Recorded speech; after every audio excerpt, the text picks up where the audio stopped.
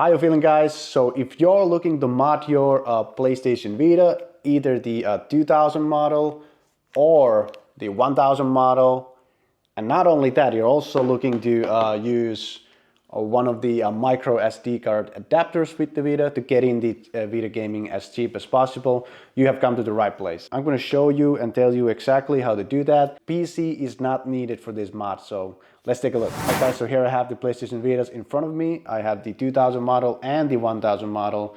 It's going to differ a little bit depending on which model you have. So first of all, what we want to do is you need to know which model of the PlayStation Vita you have. So this one right here is 1000 model, and one easy way to tell if you have a 1000 model is if you take a look at the PlayStation Select and Start buttons, you can see that all of these buttons are oval shape. Meanwhile, with the 2000 model, you can see they are round shape. Original 1000 model, oval shape, 2000 model, round shape buttons. For this tutorial and in this video, I'm going to be using the 2000 model, and one thing you need to know also is that if you use the original model, so let's say you're going to use the original OLED model, you are going to need a official Sony PlayStation Vita memory card. Unfortunately, you can't do this without a official memory card, and the smallest one is a 4 GB, so I guess the you want to go after the 4 GB if you're going to actually in the end gonna use the MicroSD card adapter anyways. So, but when it comes to the 2000 model, one new thing they actually introduced with this model was the 1 GB onboard storage in the device. Okay, so if you have the 1000 model and you're gonna do this with the with this model, you're gonna need the official memory card, you're gonna need the PlayStation Vita itself, and a internet connection. Then, if you have the 2000 model, which I'm going to use here in this video, you're going to need the console itself and a internet connection. And of course, for both, we're also going to need the SD2Vita adapter and a micro SD card to get it working. There are a few different variations of how these look, but I just happen to have one that looks like this. All right, so let's take a look. This is actually a formatted PlayStation Vita, so it boots up like a new PlayStation Vita. You don't need to actually format your device before doing this, but this just happens to be formatted. So I'm going to go through this setup and then we're going to continue. You are not going to need to do a PlayStation account, even though I've seen some guides that say that you need to have a PlayStation account in order for this to work, but no, you don't need to have a PlayStation account. Well, the Vita is actually going to ask me here that I need to give some pre-information for my PlayStation account, which I am going to do here, but just remember, you don't actually need to ever sign up to the PlayStation Network. Okay, so now we get the intro of the PlayStation Vita here, and after that I'm going to show you first steps you want to do. Now I want to quickly say here that even if you are someone that actually uses the official cartridges and plays only the official games, or not interested in downloading games or anything like that, modding your system can still be a benefit, and I'm going to do a separate video on that, but this video is going to focus on people that just want to use this and don't care for the official games. So first thing you want to do is go to the official settings of the console, and from here you go all the way down to system information. So here you can actually see the firmware your PlayStation Vita is currently on. So this is 3.65, and this mod should work with everything between 3.65 and 3.75, but I'm just going to update the system to the latest firmware anyway, because you may want to do that also. First, what we need to do is connect the PlayStation Vita to the Wi-Fi. You can use your phone's Wi-Fi hotspot, but I'm going to connect it to my Wi-Fi. So after I have connected, we're going to continue. All right, so now I am now connected to a Wi-Fi with the Vita. And the next thing you want to do is, again, in the settings app, you want to go to the system update option. And here you can press on update using a Wi-Fi. So we're going to go for update using Wi-Fi. And you can see the Vita says that a new version of the system software is available, version 3.75. And I'm going to just press next. The system will close all applications in use. Do you want to continue? And I'm going to press yes. And now all we have to do is accept the terms here and update, and we just wait for the console to update itself. All right, so we're just gonna fast forward this and we're gonna continue.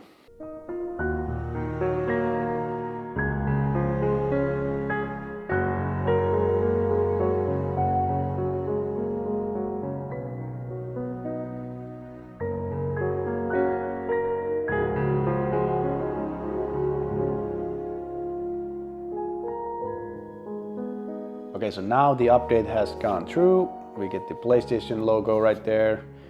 And we should be updated now to the latest firmware. So let's take a look at that. And once again, we go to the official settings app here. And from the settings, we scroll all the way down to the system and system information. And you can see we are 3.74. So we are now at the latest firmware. And I recommend all of you doing this also. But like I said, it should work with anything between 3.65 and the latest firmware. But I just want to do this. So now what we're going to do is I'm going to close the settings app. We're going to open the browser of the PlayStation Vita. So go ahead and do that. Start. Okay, so here we are. Now here in the browser, you're going to actually enter an address here, and it's going to be jailbreak.bsp2.dev. So that's the address you're going to put into your PlayStation Vita. And when you are ready, just continue. Now you can take a look at the README and changelog if you want to, but when you're ready to continue, just press unlock my Vita. And then again, you need to press unlock. And now we just wait. And there you go. It automatically goes to the Henlo Bootstrap here. And here you can see a few different options here. And I can actually browse through the options with the D-pad here. So what you're going to want to do here is go to the install Henkaku and press X on that. It's going to automatically do everything. It says all done. And now that is done, I'm not going to exit the app. I'm actually going to go to install VitaDeploy. So we're going to press X on that again. It's going to automatically download the files and install the application. We just wait. Okay, all done. Now we can exit. So I press on X on exit.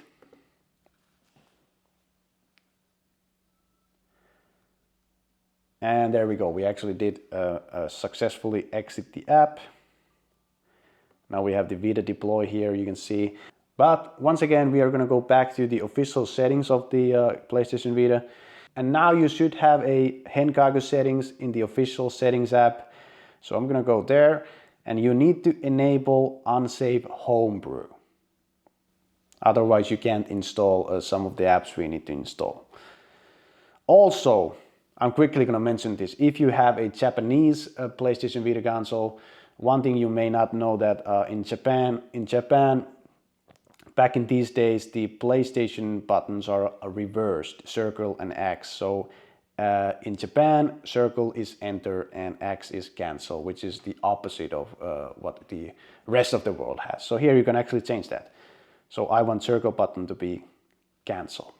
All right, but now when you have done the enables unsafe homebrew, we can go back and close the settings app. We're gonna open the VitaDeploy app and press start. All right, and here, what you're going to want to do is go to the install different OS. So we're going to press on this and we're going to press on quick 3.65 install. So go ahead and do that. And now basically all we have to do once again is wait. It's going to automatically do this. So we're going to fast forward this and you're going to see what happens here. Do you remember the theory that we had that Sir Francis Drake faked his own death? I found the coffin. Oh, goddamn Dorado. He was onto something big, all right. Always ready to be enemies, eh? Nate, be careful. Come on. I always am. All right, so the second screen you're going to come up with, so after that you're going to come up with this screen, and here you can say it says do you want to downgrade from firmware 3.74 to firmware 3.65? And I'm going to just press X to confirm. And it's going to give you another warning you can read through before you continue. All right, so now that the warning has been there for 20 seconds, it's going to come up with an option to press X to accept the terms and start the installation. Or you can press the R trigger to not accept and exit. But I'm going to press X. And again, we're just going to wait. And it's going to come up to a system update screen, which looks like just like the official one. And again, we just wait for a while here.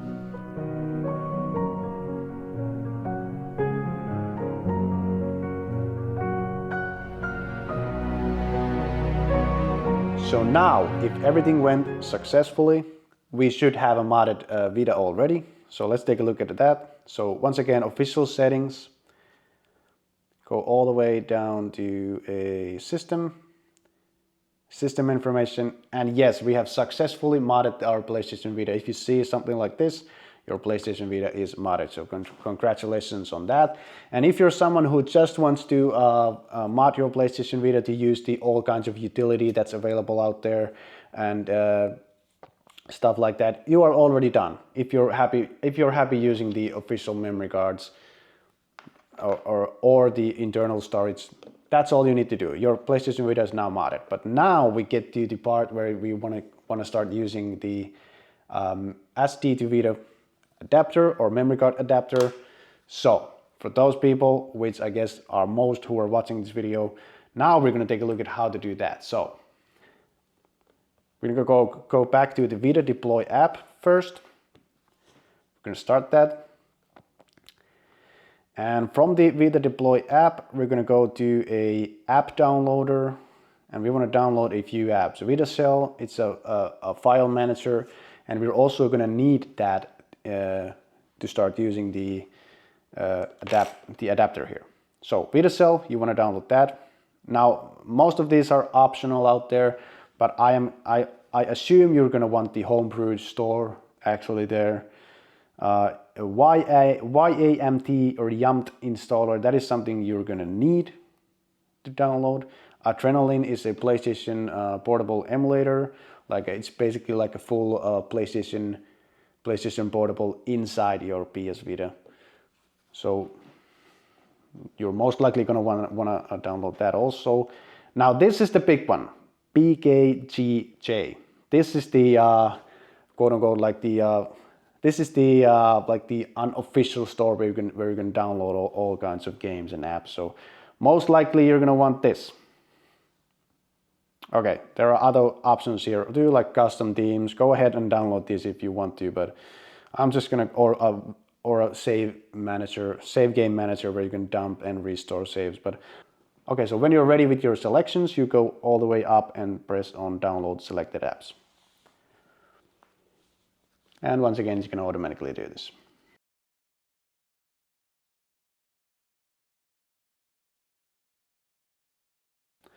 All right, so now that the installation is done, we can just go ahead and close the application.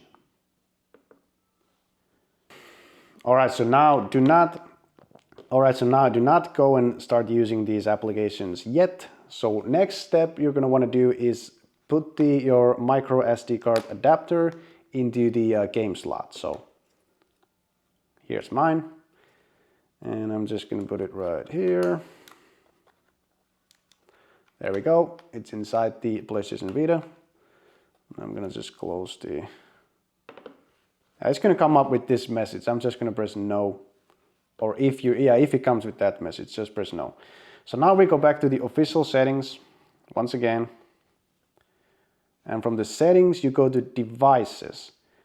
Now we have here storage devices. This is an option that is not available with the unmodded PS Vita, but because we have a modded Vita and all we have done so far, we have enabled the storage devices option here.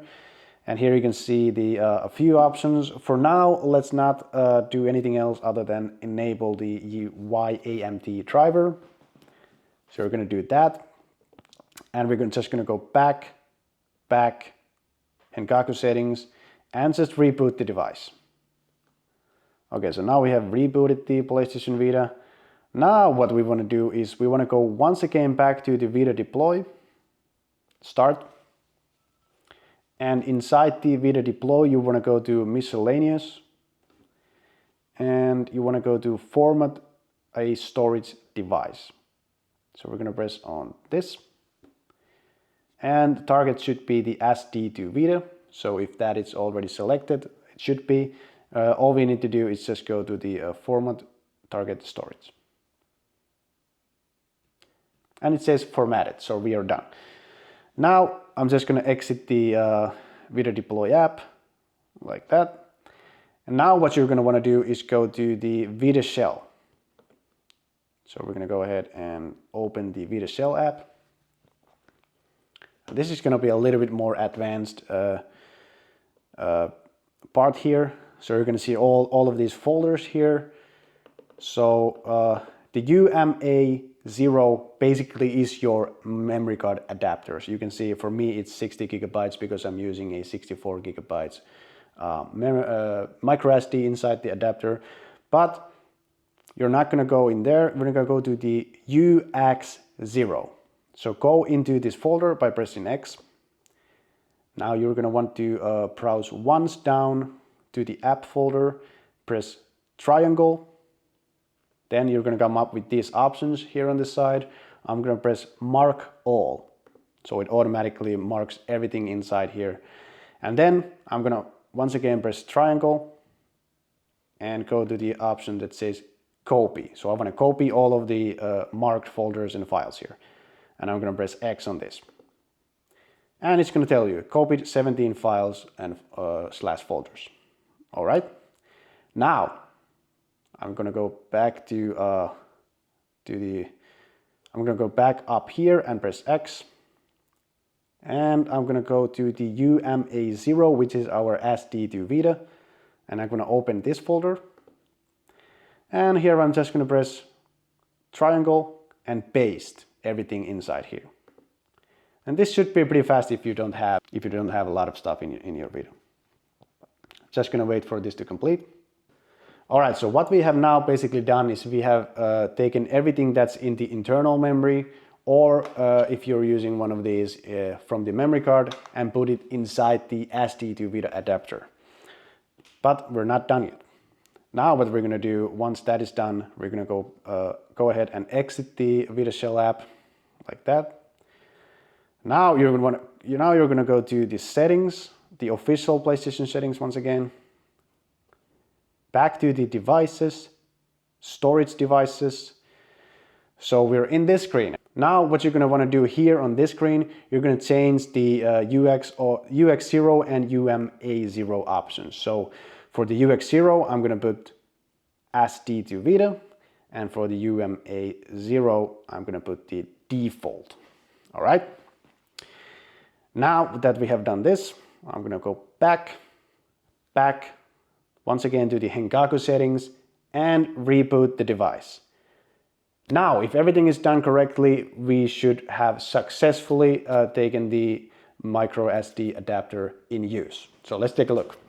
Yeah, let's confirm is everything done correctly. So once again, we go back to the settings, start. I'm going to scroll down to system and system information, and there you go. Take a look at that. So you can see that the capacity is now 59 gigabytes, and like I said, I'm using the 64 gigabyte memory card here, so I have successfully started using the MicroSD adapter here, or SD2Vita adapter. That's that, guys. So now you can actually go ahead and do whatever you want with your PlayStation Vita. You're done. You can go and download your apps, do whatever you want. I'm not going to show you how to do that, but it's going to be simple. And yes, that is how you get into the video gaming with a SD card adapter as cheap as possible. So thank you so much, guys, for watching this video. I hope this helped you, and I'm doing more PlayStation Vita content. Like I said, I'm going to do a video on that's going to be aimed more towards people that actually use the official games, don't care about emulators, don't care about downloading games. There are still benefits of modding your PlayStation Vita. So stay tuned for that, and until that video, maybe check out one of these videos. Bye.